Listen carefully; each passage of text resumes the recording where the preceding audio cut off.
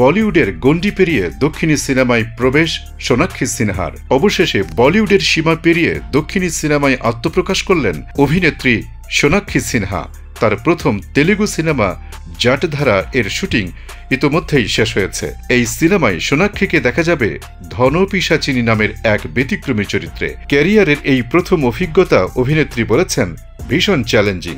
সম্প্রতি trailer launch অনুষ্ঠানে সোনাক্ষী নিজের অভিজ্ঞতা শেয়ার করেন। পরিচালক ও নির্মাতাদের ধন্যবাদ জানিয়ে তিনি বলেন, আমি এর আগে যেসব চরিত্রে অভিনয় করেছি এর চেয়ে ব্যতিক্রমধর্মী চরিত্র খুব কমই ছিল। একজন অভিনেতার সফলতা হলো বিভিন্ন ধরনের চরিত্রে নিজেকে মেলে ধরা। এই সুযোগ পেয়ে আমি সত্যিই কৃতজ্ঞ। তিনি আরও বলেন, এই চরিত্রে অভিনয় করে আমার অভিনয় সত্তার নতুন দিক উন্মোচন হবে। দর্শক কী প্রতিক্রিয়া দেখাবে সেটাই দেখার অপেক্ষায় আছি। অভিনেতা জাহির ইকবালও স্ত্রীর নতুন সংযোজনে খুশি। তিনি বলেন, সোনাক্ষীর তুলনা নেই, সে দারুণ অভিনয় করে এবং এই সিনেমাতেও নিজের সেরাটা দিয়েছে।